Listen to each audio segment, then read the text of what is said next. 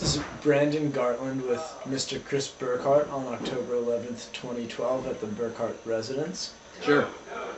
Fourth generation entrepreneur. My great-grandmom had a grocery store in Wilmington. My grandfather had a hardware store, and my dad had a services business, a staffing business, a search business. Kind of grew up in that entrepreneurial environment where I watched my father really start a business with very, very little and work really hard, harder than I thought I wanted to work. I can remember saying, I don't want to work like him, and now I find myself working a bit like him. But it did teach me that if you work really hard and if you do the right things, that usually good things come from. My business, sometimes I think the business is boring. I always wanted to just own a company. I went to school that way. It's what I always thought about. I always thought that I would be good at deciding what a company could be, helping lead people, sell things. I don't think I ever really had a technical skill. I didn't have enough ability to be an engineer or a doctor or, a lawyer. I didn't have that background. I had these broad people skills. So I kind of grew up knowing I needed to use those broad people skills versus something technical. And, went to college to get business education and just took as many business courses as I could.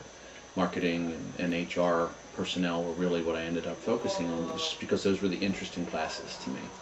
It was when it finally made sense that I realized that school had a purpose and that what I was being exposed to I might actually use someday, versus trig and, accounting 2 and all those things, and physics, light and color that I had no clue why it had any reference to the rest of my life. And so I always knew I was going to be my own boss. I just knew that I didn't know anything at all. So I went to work for my dad. Well, I think in the early years I wanted to be everything the opposite of my father. And I think that drives you to explore things differently. I didn't want to have my own business. I didn't want to work 80 hours a week. I didn't want to work nights. I didn't want to go into the office on Sundays. I think it's only because I really didn't understand that when you believe in something, that's not really work. When you're going to do something that you're completely congruent with, strange choice of words, but when it's yours and you're passionate about what you do and you believe in it and you're good at it, it's not work anymore. It's almost like a hobby. But I think my dad has taught me most of the business lessons that I know. In particular, he taught me that culture matters in a business, that if you can't, to me, culture is personality. It's the personality of a company, and if you can't clearly articulate that personality, then it makes it incredibly difficult for people to get a warm and fuzzy feeling about your identity, to buy in, to get emotionally connected. And people will do amazing things if they believe in you and they believe in what your company stands for. My company does today, it's 11 years old, it's called CBI Group. We really help companies with workforce issues. So we help them hire employees and we help them hire contingent employees. And it's that expertise that companies value. He taught me this whole body of work that I always call outside in.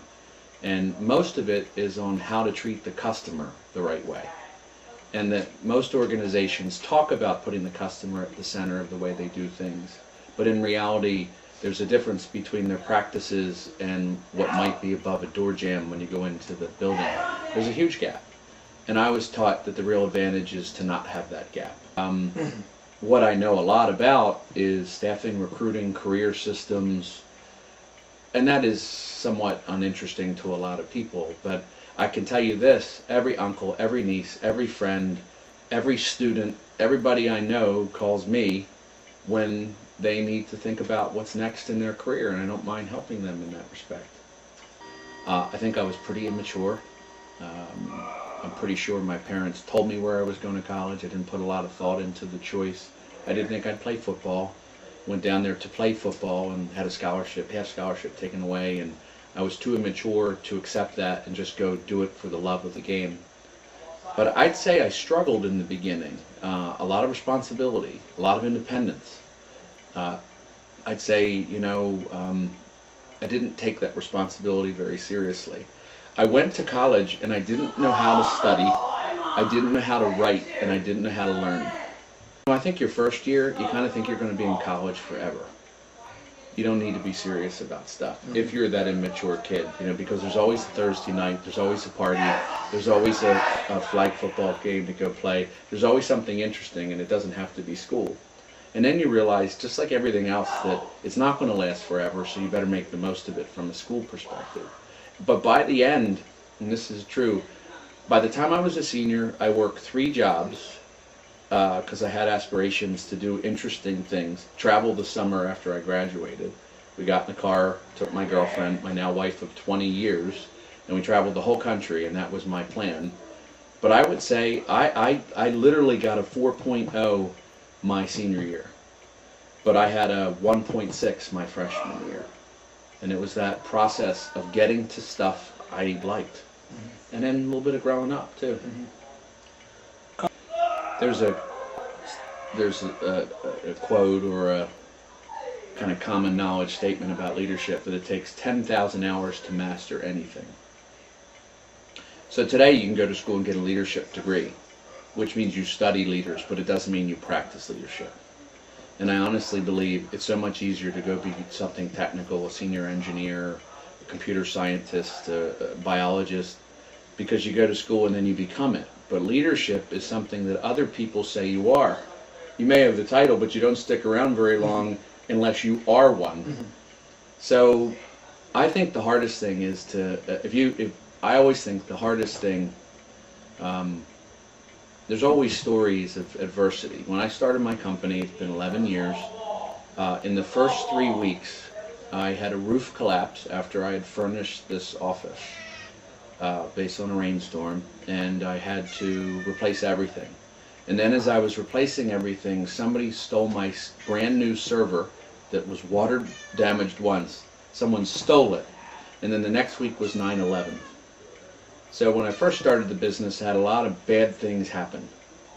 But that isn't really, that you learn over time that when you're starting a company and you have nothing, those things are just simple things to overcome. It wasn't like I was hurting customers. It wasn't like it was hurting a lot of employees. It was no big deal. I mean, first of all, when you start a company, you have nothing. I had a business plan, a card table, and I started the business in the coat closet of my friend's company. I turned it into an office. He let me have it for free for 30 days. And I had this business plan and a cell phone. Thank God, they had them then. But all I could do was call people up and tell them about my business plan. From 8 to 5 I would sell. Before 8 and after 5 I ran my company. So I did work 18 to 22 hour days for 2 years and did not take a day off for over 2 years, including every holiday. I think it's about getting to places and situations that you haven't been in. The first time somebody sues you, the first time somebody quits, the first time somebody doesn't pay you, a vendor, a customer. The first time somebody doesn't like you and doesn't like the way you do things. Every time you grow or have more employees or more customers or do something, it creates opportunities for risk. And then you reach a point where I am today where I have been through everything. And I'm still young enough to have the energy to care. And I think it's an incredibly blessed time, because I think how lucky I was when I started my company. Because a lot more things on a day-to-day basis freaked me out than today. And I have so much more perspective today. But it's just that thing about experience that when you actually go through stuff, it has a dramatic and profound effect on your ability to handle it. So the biggest thing that ever happened to me is during the recession, I walked into my bank and handed them a check to, most businesses have some form of credit, a credit line that you borrow against when people don't pay you on time, and you work hard to have them. During the recession, banks said you can't use them, even though you earn them.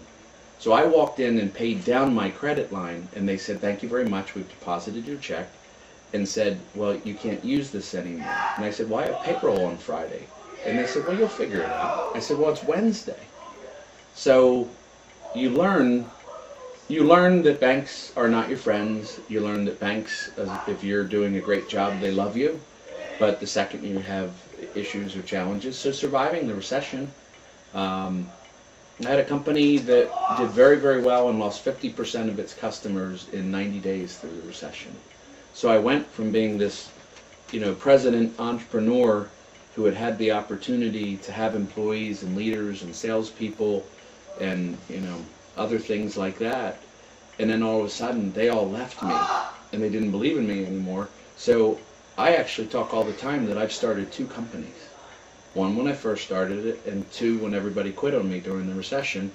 And now I'm 30% larger than I was the last time the recession happened. So you just have to make good decisions. You just let them go. So helping people figure that out is a real need, because small business or large business doesn't always know how to do it. Mm-hmm. And if you're talking thousands of employees or 10, it's all relative to that organization. A 10-person entrepreneurial business is going to have the same amount of stress and challenge as a 1,000-person company. But on the personal side, my goal with my company for my employees, I always say my purpose, I don't believe in mission, vision, values, when you see business plans.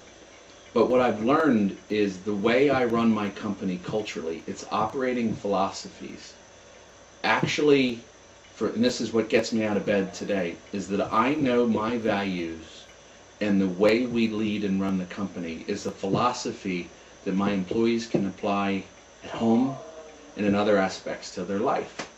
And that is actually my inspiration today, is to actually change those people's lives in that way.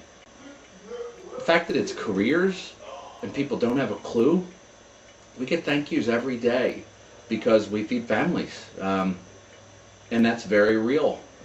We have a major client in Atlanta where 78 people are going to be impacted. They're being outsourced. We're there to help them, and we're there to help them, with work and get their next gig. So you hear it in that way. And then we let people down because we can't help everybody. I started a business as an outlet for my ideas. There's no doubt. And I would say there are times where lack of business success stunts your own ideas. And actually, I'll twist the answer a little bit. You only have an opportunity to act on your ideas if you can execute something. So I would say leaders change, entrepreneurs change, presidents of the companies change. My first 6 years, I was more focused on the vision of where we were going. Clearly, the last 3 years, I'm more interested in what we get done. And I always say that there's plenty of vision, there's plenty of strategy. I can always tell you where we want to go. What I want to know is if you got done today and you get done on Friday. And that's more boring, but I always have that future thing. And I think that there's always more ideas that you probably shouldn't act on. Like, good ideas are cool, but most good ideas don't fit where you are, and they don't fit what you have. So good ideas that don't go anywhere don't even interest me anymore. So I always say, I did an interview recently where, someone asked me what my job was, and I said my job is to tell people what not to do. Not, Brandon, don't touch that or don't do that, but let's not pursue this project and focus on this. Mm-hmm. Let's wait on this. Hey, don't you think we should finish those 5 things before we start on 5 new ones?